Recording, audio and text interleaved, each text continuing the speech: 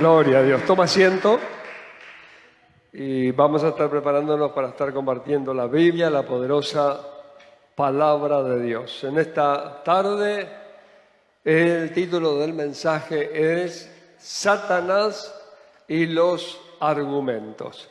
Y vamos a estar comenzando la enseñanza de la palabra en esta tarde abriendo nuestras Biblias en Génesis, capítulo número 3, versículos 14 y 15. Mientras buscamos, ponemos en pantalla, oramos. Padre, te pedimos que tu palabra nos hable, nos bendiga y a través de ella, Señor, seamos edificados todos aquellos que estamos en este lugar, todos aquellos que están viendo a través del Facebook en vivo y todos aquellos que tendrán la oportunidad de ver, oír la repetición de este mensaje. Señor, que tu palabra haga aquello para lo cual tú la estás enviando en el nombre poderoso de Jesucristo. Amén y amén. Dice Génesis 3, 14 y 15, y Jehová Dios dijo a la serpiente, por cuanto esto hiciste, maldita serás entre todas las bestias y entre todos los animales del campo, sobre tu pecho andarás y polvo comerás todos los días de tu vida. Y pondré enemistad entre ti y la mujer, y entre tu simiente y la simiente suya. Ésta te herirá en la cabeza, y tú le herirás en el calcañar. Amén y amén. Denle un buen aplauso a la palabra de Dios y Dios bendiga su palabra. Esta es la primera referencia en la Biblia acerca de una guerra sobrenatural que estaba a punto de comenzar a desarrollarse y tiene su origen en la caída de la humanidad. Después del pecado de Adán y Eva, después de la desobediencia, comienza esta guerra, esta lucha, esta enemistad que se viene desarrollando desde la antigüedad. Una guerra, una batalla, un conflicto que involucra al mundo espiritual maligno, que involucra al reino de Dios, que involucra a los ángeles de Dios, que involucra también a los ángeles caídos, a los demonios, y donde la raza humana, no solamente la iglesia, sino, como dice acá, la simiente de la mujer, es la descendencia humana de Adán y Eva, está en enemistad, está en guerra. Lo que sucede es que gran parte de la humanidad, la gran mayoría de la humanidad, no está consciente de que esto está llevándose a cabo. Inclusive dentro de la iglesia del Señor no hay una visión, un conocimiento, un entendimiento muy claro de lo que está pasando. Para poder entenderlo, obviamente, uno tiene que profundizar y aprender lo que está escrito en la Biblia y lo que de alguna manera está escondido. Cuando la iglesia de Jesucristo comenzó a desarrollarse, comenzaron los problemas, porque Satanás está muy interesado en desviar, en hacer débil, ineficaz, inoperante a la iglesia de Jesucristo. A Satanás no le preocupa que la gente vaya a la iglesia, no le molesta. A Satanás lo que le molesta es que la gente que va a la iglesia aprenda la palabra de Dios. ¿Por qué? Porque lo único que nos vuelve vacío es la palabra de Dios. ¿Alguien está entendiendo?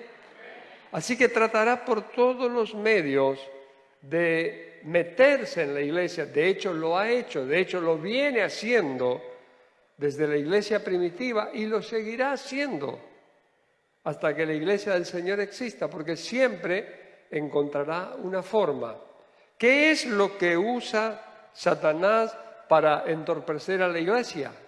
¿Qué es lo que usa Satanás para hacer a los cristianos que sean personas sin fruto, sin autoridad, derrotadas, vencidas y amargadas, usa la mentira.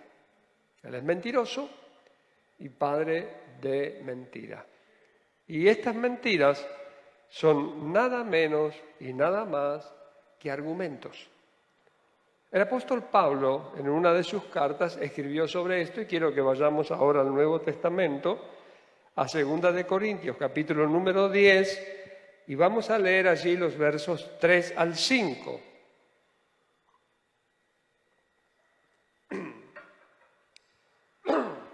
Pablo, viendo lo que pasaba dentro de la iglesia, escribe lo siguiente.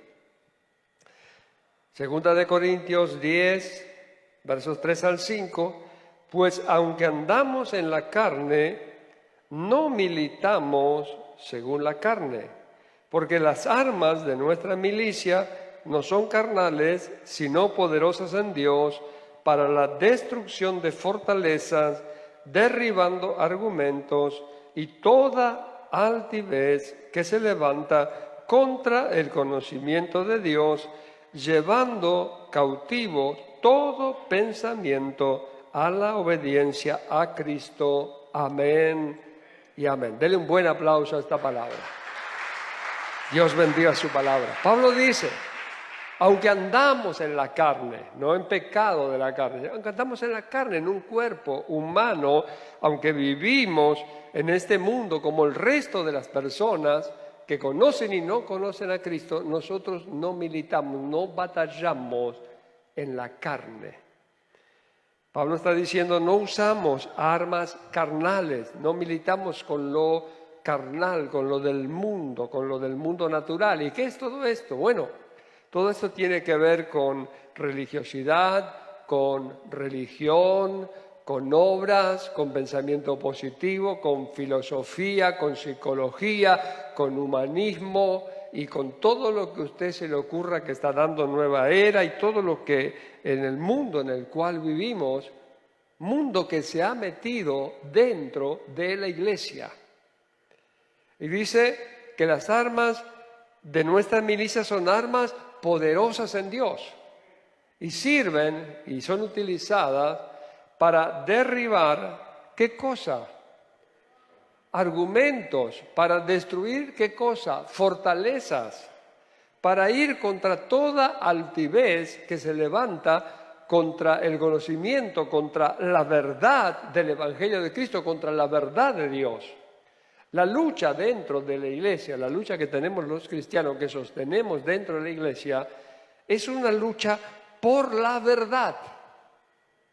Pero ¿cómo llegar a la verdad cuando los cristianos, en su forma de hablar, de expresarse, ellos dicen, bueno, Jesucristo es una filosofía de vida, ¿de verdad? ¿Jesucristo es una filosofía de vida? Yo creo que no, pero no, Jesucristo, el Evangelio, Jesucristo es un camino, ¿de verdad? ¿Es un camino? ¿O es el camino y no hay otro? Entonces no, lo que pasa es que los tiempos han cambiado. El mensaje, la predicación del Evangelio ha ido cambiando. ¿Y por qué ha ido cambiando? Porque la iglesia se ha levantado con fortalezas y entonces nos encontramos cada uno confiando en nuestras fortalezas, los distintos ministerios, que las lenguas, que no las lenguas, que los dones, que no los dones, que algunos, que todos, que la profecía, que la no profecía, que apóstoles, que no apóstoles, que esto sí, lo otro no, el aquello, que la pollera, que el pelo largo, que el no teñirse, y cuántas cosas, que la música de la iglesia, que los himnos, que los coros, que la música contemporánea, que las mujeres pueden ser pastoras o no pueden ser pastoras, que hay apóstoles o no hay apóstoles, y estamos dando vueltas dentro de todo esto, peleándonos por lo que las denominaciones creen, defendiendo, acusando a otros. Yo a veces miro predicaciones en Facebook y me sonrío, porque me encuentro con denominaciones que son súper religiosas, criticando a otras congregaciones que son más liberales, llamándolos libertinos, y los que supuestamente serían los libertinos acusan a los otros de ser religiosos.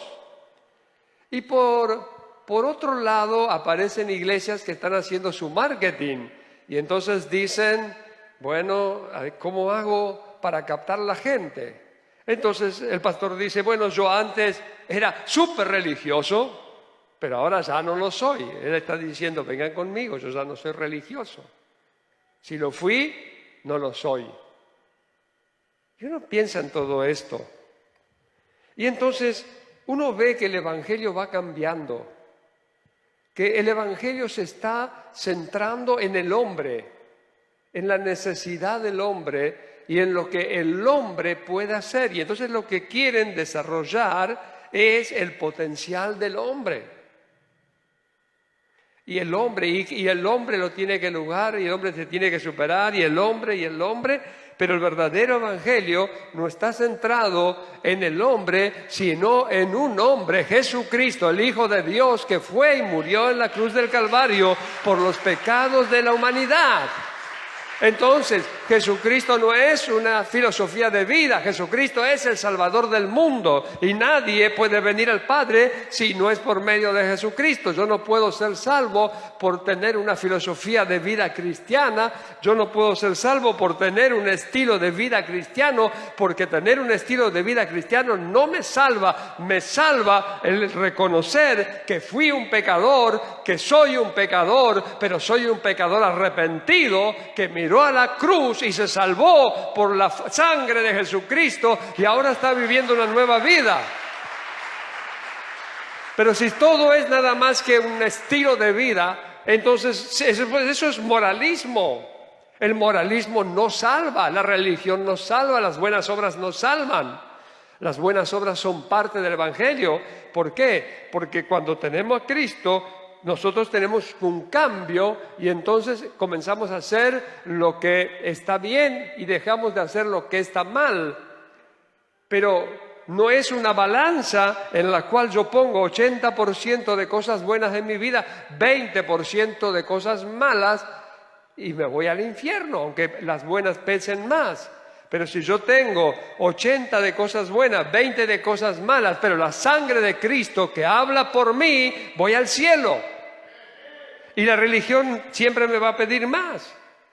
Y el moralismo siempre me va a poner más normas. Y el esfuerzo es hacer bien, hacer bien. Pero ¿qué es lo que dice la palabra? La palabra dice, cree en el Señor Jesucristo y serás salvo. Oh, yo creo en Dios. Bárbaro, ¿tú crees en Dios? Dice la Biblia que los demonios creen y tiemblan, pero yo no conozco un solo demonio que se vaya a salvar. Pero creer en Jesucristo es creer que Él murió en la cruz del Calvario por los pecados de la humanidad y que el hombre se salva únicamente reconociéndose pecador y aceptando esa sangre a su favor. ¿Cuáles son las armas de nuestra milicia entonces? Número 1, el nombre de Jesucristo.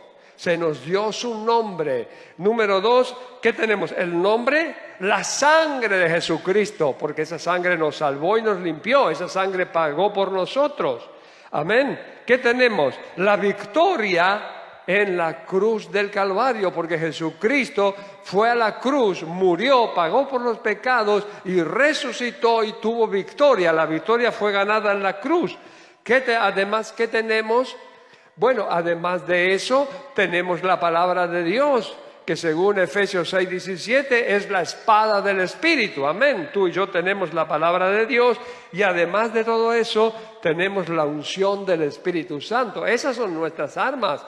Usted si va a librar una batalla, usted tiene que estar equipado con armas espirituales. Usted tiene que tener la palabra de Dios, no puede con emoción.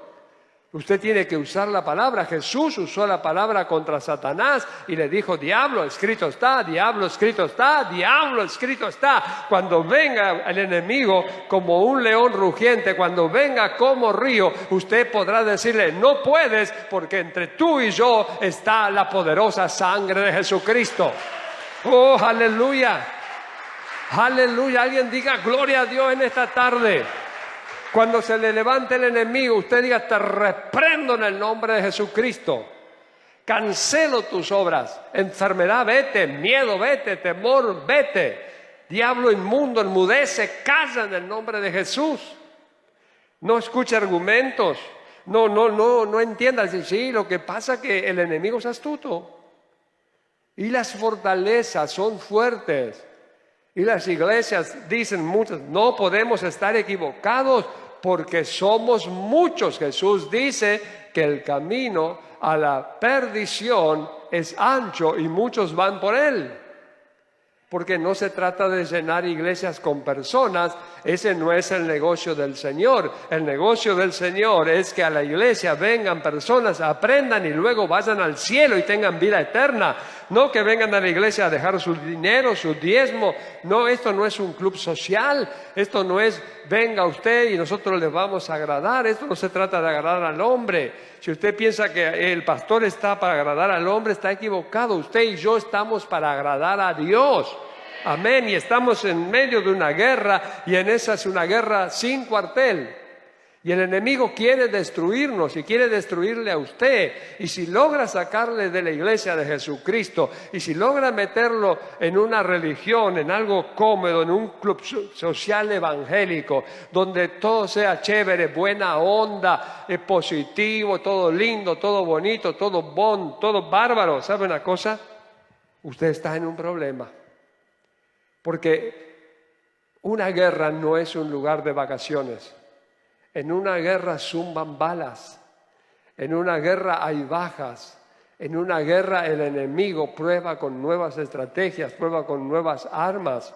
Siempre estará tratando de destruirnos. ¿Por qué tenemos tantos problemas entre nosotros los cristianos? Si somos hermanos en Cristo, si somos hijos del mismo Padre y tenemos un mismo Salvador, ¿por qué tenemos tantos conflictos? Porque Satanás entiende esto de dividir para reinar. ¿Y qué dijo? Que tenemos que ser uno para que el mundo crea. Eso es difícil, porque están primero nuestras cositas, primero están nuestros intereses, pero nosotros tenemos que poner la mira en las cosas de Dios. Esas fortalezas tienen que ser destruidas. Tienen que ser destruidas. Esos argumentos tienen que ser derribados. No, lo que pasa es que si a la gente le decimos la verdad, la gente no va a venir a la iglesia. Y si a la gente le mentimos, la gente no va a venir al cielo.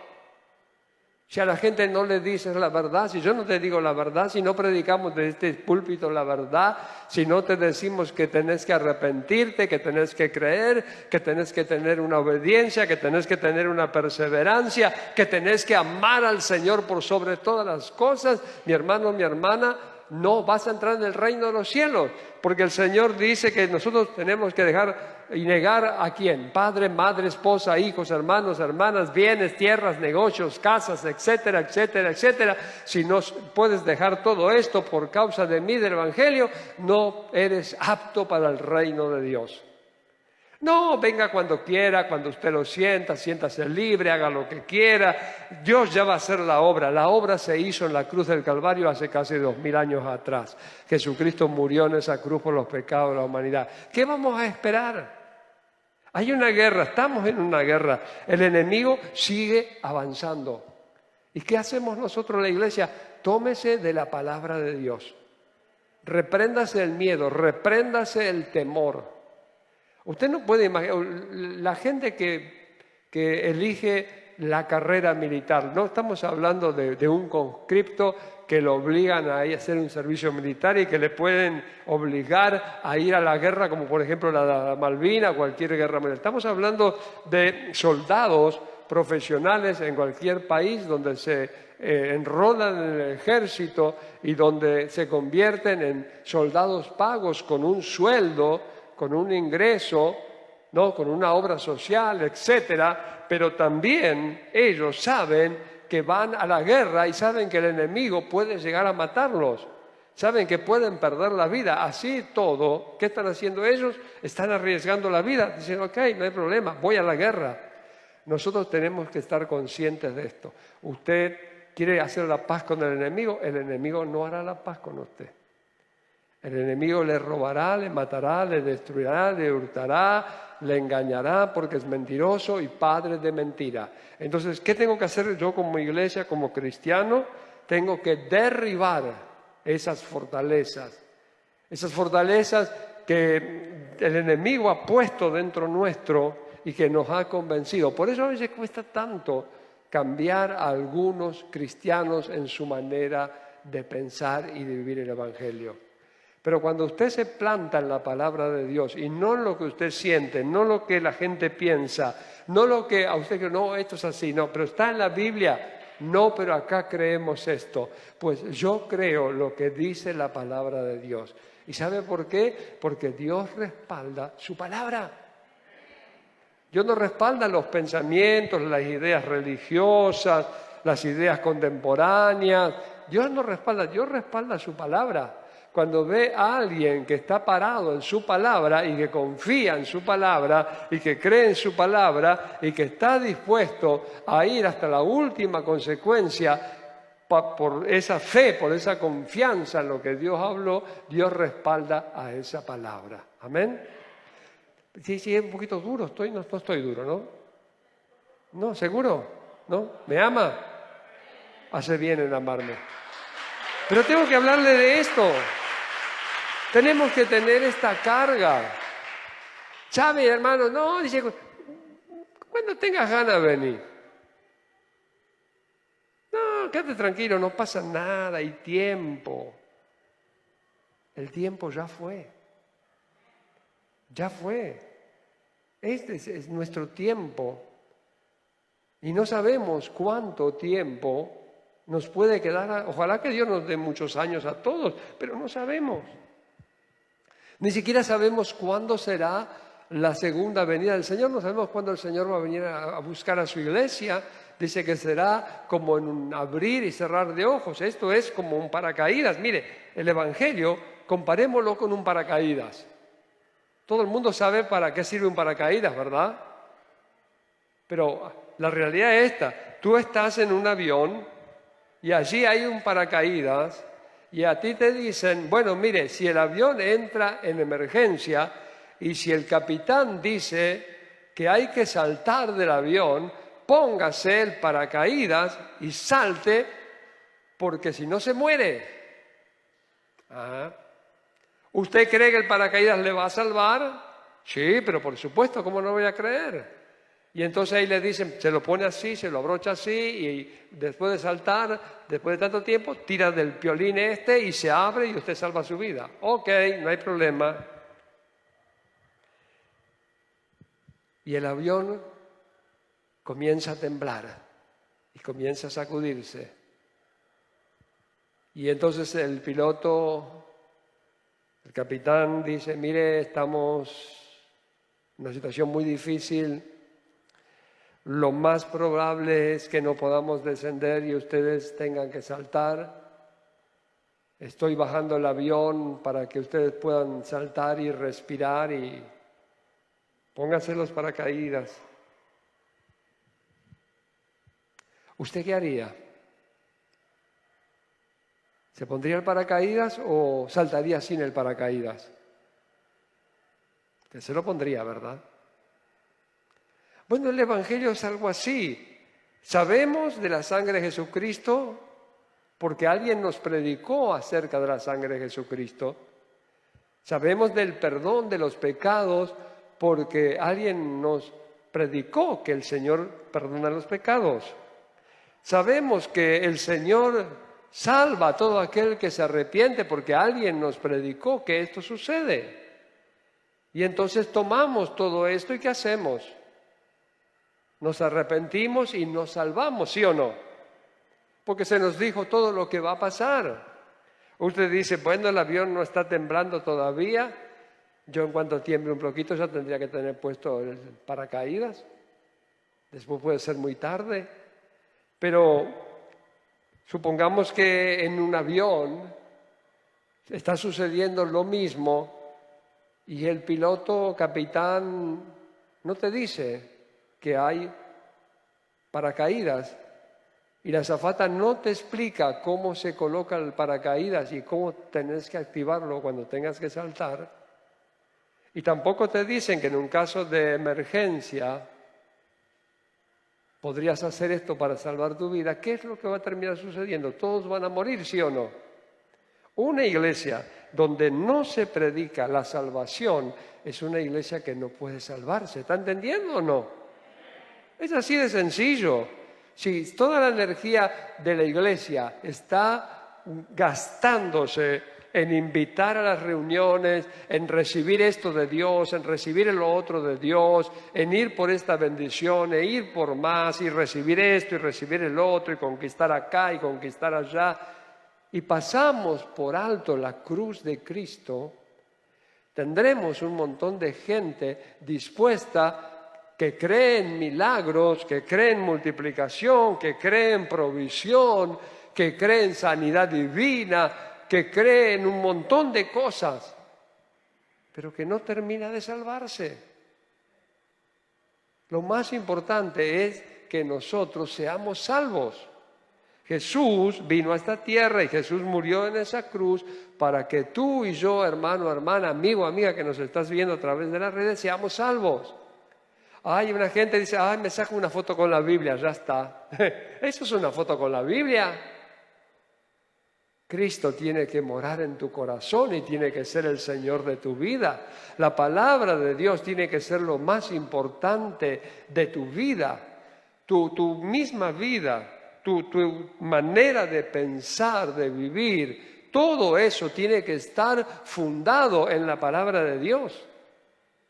Ahora la iglesia de Jesucristo, gran parte de la iglesia, está a favor del aborto. La iglesia está a favor del aborto, los cristianos están a favor del aborto, los cristianos están a favor del matrimonio igualitario, matrimonio homosexual, hay cristianos que están a favor de la ley de género y bla, bla, bla. Y usted dice, ¿cómo puede ser todo esto? Y porque están aprendiendo a amar al mundo, pero la forma de amar al mundo no es esa. La forma de amar al mundo es decirle al mundo la verdad. Sin Cristo te vas al infierno, sin Cristo te vas a condenación. Si no recibís al Señor como tu Salvador, haces la obediencia y perseverás hasta el fin, te vas a condenación. No te salva ser amigo del pastor, no te salva ser vecino del pastor, no te salva ser amigo de la pastora, no te salva venir a la iglesia. Lo que te salva es una sola cosa: reconocerte como pecador, recibir a Jesús como tu Salvador y comenzar a vivir una nueva vida. Aleluya. Y esto es lo que dice Pablo. No militamos según la carne. Y vinieron los judíos que se habían convertido y le dijeron a los gentiles, para ser verdaderamente salvos, ustedes tienen que guardar toda la ley de Moisés. ¡Wow! Toda la ley de Moisés. No les funcionó a los judíos. No pudieron ellos necesitaron un Salvador. Esos que vinieron necesitaron un Salvador y ahora le decían, ustedes no les alcanza el Salvador, ustedes necesitan hacer esto también. Siempre van a encontrar una forma de que tú te esfuerces para hacer algo más y luego, si no obtienes los resultados, ¿sabes de quién es la culpa? Suya. Porque usted no se esforzó, porque usted no hizo, porque usted no guardó. Pero el problema no es que usted no se esforzó, usted sí se esforzó, usted guardó, usted hizo la milla extra, pero usted hizo un montón de cosas que el Señor no le mandó a hacer. Usted no puede venir a la iglesia y nadie puede decirle a usted que si usted viene durante un mes seguido a todas las reuniones en el mes y cada reunión que viene trae 500 pesos de ofrenda, entonces en el término de un mes el Señor le va a sanar de un cáncer. Eso es una mentira grande del diablo, eso es un engaño. Sin embargo, hay lugares que te dicen esto, querés esto, poné tanto, todo tiene su precio. ¿Cuándo usted vio a Jesús cobrando por un milagro? cobrando por una sanidad. Nunca. ¿Cuándo usted vio a los apóstoles haciendo lo mismo? Nunca. Cuando vino uno, Simón el Mago, y dijo, denme este poder, que yo se los compro. Le dijo, estás en una prisión de oscuridad. Estás bajo maldición, arrepiéntete porque vas camino al infierno. No se puede comprar el don de Dios, no se puede vender el don de Dios. Todo esto es gracia, todo esto es regalo de Dios. Se nos dio la oportunidad de ser salvos, no la desaprovechemos. Hay gente que dice, no estoy preparado para ser salvo. ¿Cómo no está preparado para ser salvo? La salvación viene como un regalo de Dios. Es simple, cree en el Señor Jesucristo y será salvo. ¿Qué tienes que estar preparado? Ay, no soy lo suficientemente santo. Jesús murió por los pecadores. ¿Quién te dijo que tienes que ser lo suficientemente santo, bueno y preparado? Vivimos bajo un montón de engaño. Hay gente que se está entregando al Señor, bueno, ahora porque tenemos la pandemia, pero si no, antes fuera de pandemia, hay gente que se entregaba al Señor promedio una vez por semana. Yo creo que nos entregamos una sola vez, pero pasamos a recibir al Señor 100 veces, pasamos a entregarnos 100 veces, pasamos para... Digo, ya, fuiste salvo. Si creíste, fuiste salvo. Estás viviendo una nueva vida. ¿Y qué sigue ahora, pastor? Bueno, ahora sigue lo que se llama una renovación de la mente. El Evangelio no es emocionalismo. Hay gente que piensa que el Evangelio, que cuando uno está ya lleno del Señor, es porque usted está saltando, brincando y alabando. Bueno, cuando se hace un gol en una cancha de fútbol, todos saltan y gritan, ¿sí o no? Creo que ninguno de esos es lleno del Espíritu Santo. Cuando uno va y mira, por ejemplo, lo que sucede en los recitales de rock o de música secular, y usted ve todo el mundo ahí, y eso no están llenos del Espíritu Santo. Una persona es llena del Espíritu cuando le dice al Señor, sí, Señor, viví equivocado. Voy camino a condenación eterna. Mi vida y mi alma, mi eternidad están en el infierno, pero ahora estoy reconociendo que tú eres el Salvador y que tú me estás dando la verdad. Y Señor, yo recibo esa oportunidad y te recibo como mi Salvador. ¿Sabes lo que hace el Señor? Te salva. Ya no estás más camino a la condenación, ahora estás camino a la eternidad con Dios, con Cristo, con los santos, a todo lo nuevo, a todo lo bueno. Ahí es el principio. Si no aprendemos estas cosas, nunca seremos salvos. Hay gente que dice, tiene necesidad, tengo una gran necesidad, ore por mí, pida por mí, ore por mí, pida por mí, pido, yo oro. Pero ¿cuándo vas a correr a Cristo? ¿Cuándo lo vas a hacer Señor de tu vida? ¿Cuándo le vas a rendir tu vida? Es que a mí nunca me dijeron eso. Bueno, yo te lo estoy diciendo. Ahora, en este momento, hay una guerra que comenzó después de la caída del Edén. Satanás sigue obrando. En el mundo los tiene engañados. A los del mundo los usa conforme a su placer, hace con ellos lo que quiere, pero trata de meterse dentro de la iglesia. Por eso nuestro Señor Jesús dijo que en los postreros tiempos el diablo trataría de engañar, si le fuera posible, aún a la iglesia.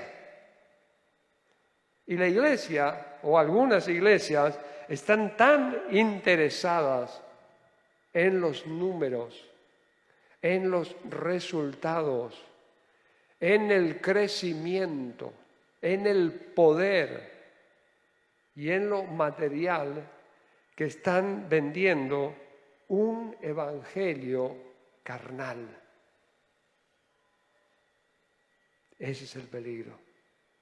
Un evangelio que no dice toda la verdad. Los apóstoles decían, porque no hemos rehusado a daros todo el consejo de Dios, o sea, toda la palabra de Dios. No una parte, sino toda. Todos tenemos que llegar al cielo. Nadie se tiene que perder, nadie tiene que quedarse en esta tierra.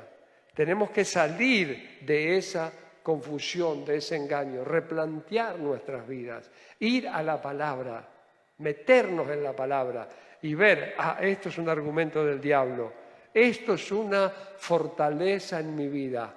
Una de las grandes fortalezas es yo soy así. Ya sé que sos así, pero ¿por qué sos así? Esta es la pregunta. Y si sabes que eres así, ¿por qué no cambias? Es que yo estoy demasiado grande para cambiar, pastor. ¿Sí? Pero tienes una eternidad por delante. Y esa eternidad depende de si haces lo que dice la palabra de Dios o haces lo que tú crees que debes seguir haciendo.